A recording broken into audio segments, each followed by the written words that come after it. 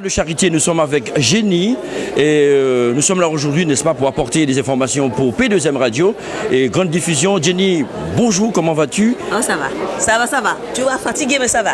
Je sais que tu es une femme justement de terrain, une femme qui se bat énormément et de toute façon que tu n'es pas prête de t'arrêter. Ce qui est important pour nous, c'est de savoir qu'aujourd'hui, qu'est-ce qui nous attend? Déjà, je ne suis pas prête de m'arrêter tant que la drépanocytose va tuer des enfants. D'accord, je ne vais jamais m'arrêter. Alors donc, moi aujourd'hui, tu vois bien qu'il y a une pléiade de personnalités importantes en provenance de partout, du Canada, des États-Unis, partout, pour ce gala de charité, afin de récolter des dons pour faire avancer la recherche. Et d'ailleurs, avec nous, la professeure qui a guéri, en parenthèse, un enfant drépanocytaire. Donc vraiment, il faut beaucoup d'argent pour faire avancer la recherche. On va continuer le combat. Oui, je m'aperçois qu'effectivement, qu'il y a énormément de personnes qui, depuis que tu milites, que tu te bats pour faire avancer les choses, et il y a pas mal quand même de personnes qui répondent présent. Est-ce que c'est dû au fait que la femme que tu es n'est pas seulement la femme que l'on pense, mais c'est vraiment la vraie femme? Je ne sais pas, en tout cas, elle a des ovaires. Je ne suis pas opérée, j'ai des ovaires. Non, parce que souvent, les gens, ils aiment dire qu'elle a des couilles. C'est pour ça que je dis j'ai des ovaires. Non, mais c'est-à-dire que, à force de persévérance, d'abnégation, d'amour pour les autres et pour les enfants malades en l'occurrence, eh les gens ils comprennent et ils viennent tout simplement. Par exemple, pour cette soirée, j'ai dû laisser en rade et je l'avais dit aux gens, pratiquement 350 je crois personnes qui n'ont pas pu trouver de place. Donc je pense qu'il y a une prise de conscience et les gens commencent à comprendre qu'il se passe quelque chose. Et ce qui se passe, c'est qu'il y a trop de personnes qui meurent de la drépanocytose et donc il faut faire quelque chose. Donc un mouvement de solidarité comme aujourd'hui, ça pourrait faire avancer les choses. Pour parler de la solidarité, nous parlons aussi de Taylor. Comment il va? Taylor, ça va, il va venir tout à l'heure, mais en tout cas, il va mieux puisqu'il est changé. On lui change le sang toutes les 5 semaines, ce qui lui permet d'aller mieux. Donc, au passage, je remercie celui qui lui donne son sang. Voilà. Alors, comme dirait, parce que je sais que mentalement, psychiquement, physiquement, est-ce que par rapport à tout ça, avec tout le combat que tu mènes, est-ce que tu arrives à tenir debout?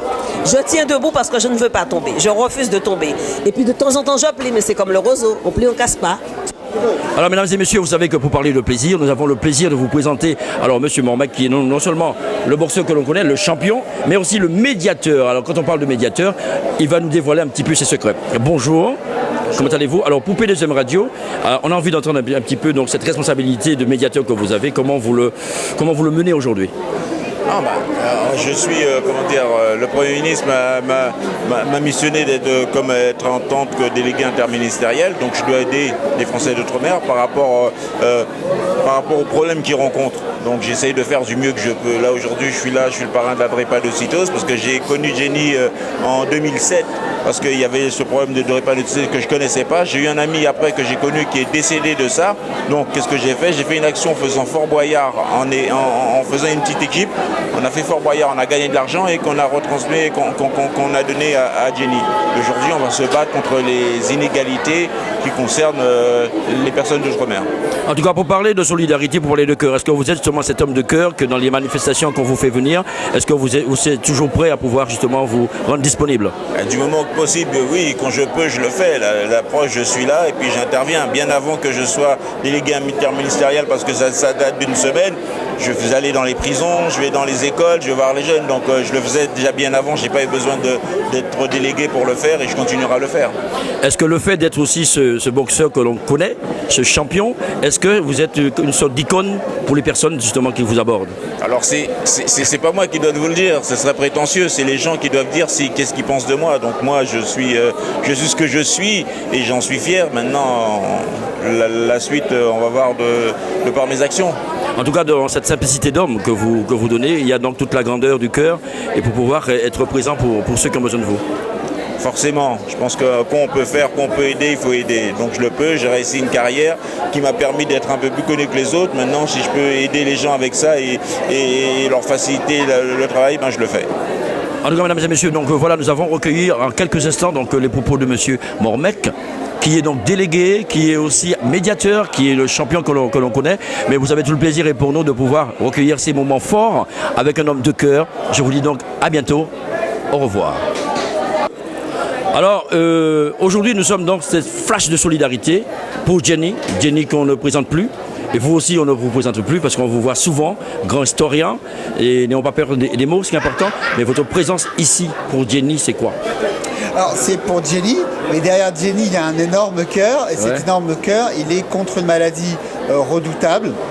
est très méconnue, la drépanocytose. Alors, la drépanocytose, on sait, c'est une maladie de la douleur, enfin, on la connaît surtout parce qu'on a des gens de nos familles qui sont touchés.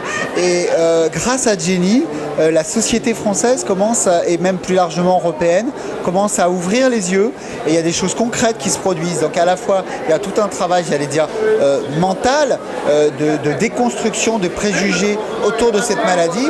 Et derrière ce travail mental, c'est une pensée transformationnelle pour que en matière de recherche, pour qu'en matière de prise en charge des malades, eh bien, ça avance.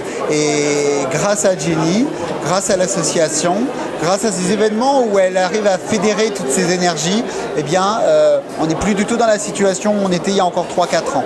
En tout cas, je sais, pour parler de prise de conscience, quand vous en parlez avec le cœur. Vous êtes un homme du terrain et donc à chaque fois que vous êtes investi, c'est pour une cause qui parle du cœur. Oui, bien sûr, on est dans une société où ce qui n'est pas humain nous menace. Et donc il faut réinjecter de l'humain, réinjecter de la relation. Et Jenny, elle le fait mieux que personne. C'est une femme de cœur et elle donne envie d'espérer dans notre société, d'espérer aussi dans nos liens. Jenny, vous savez d'où elle vient.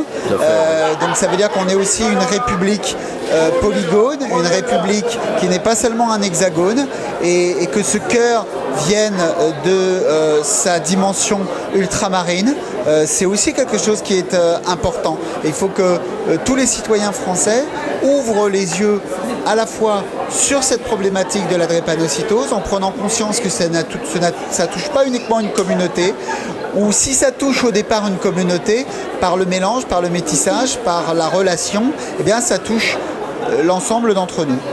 En tout cas, pour les pulsions qui émanent du cœur, et ce cœur que vous donnez, n'est-ce pas, à nous expliquer tout ça, P2M vous dit un grand merci, et on vous dit et bon vent, parce que vous faites un travail super, aussi bien pour les ultramarins, aussi bien pour toutes les personnes qui ont besoin d'avoir de vous, de ressources, pour pouvoir continuer à donner de la racine à notre arbre. Je peux dire, je peux juste remercier et simplement saluer tous vos téléspectateurs qui, grâce à vous, à travers le monde, constituent là pour le coup une communauté, où qu'ils soient. Et ça, c'est une force dont la France ne se rend parfois pas compte. Le fait qu'à Tahiti, qu'en Guadeloupe, qu'en Guyane, qu'à La Réunion, qu'en Martinique, qu'à Saint-Pierre-et-Miquelon, eh bien, il y ait une identité commune en dépit des différences culturelles. Il faut que la France n'oublie pas qu'elle n'est pas une culture unique, qu'elle est une culture commune, mais pas une culture unique.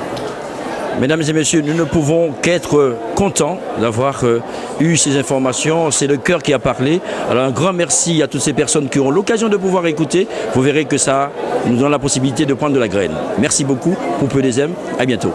À bientôt. Ok, d'accord. Haïti, oui. Alors, mesdames et messieurs, vous savez qu'il y a ceux qui sont venus pour le cœur, mais il y a ceux aussi qui travaillent, n'est-ce pas, pour l'association APID. Nous avons Maïti qui est là avec nous. Maïti, bonjour. Bonjour. Alors, donc, je disais qu'il y a ceux qui sont là aussi pour travailler, n'est-ce pas, pour l'association. Quel est votre rôle exactement au niveau de l'association APID?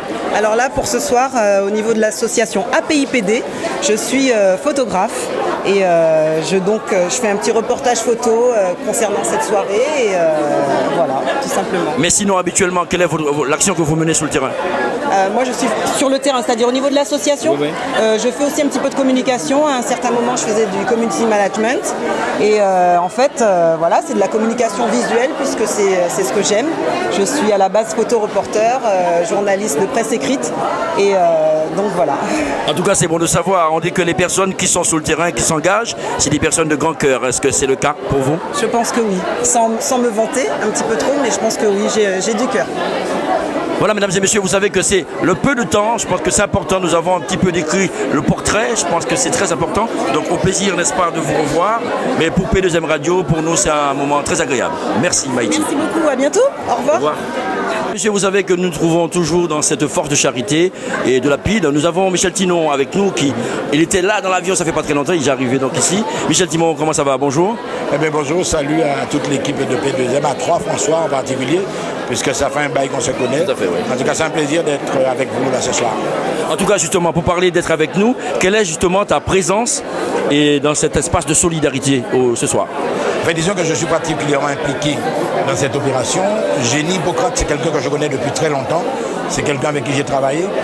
Et j'étais le présentateur du dernier concert sur la drépanocytose à la Martinique, au Hall des Sports du Lamentin. C'est un très beau concert, des artistes super, Admiral, Thior, Lan, bref.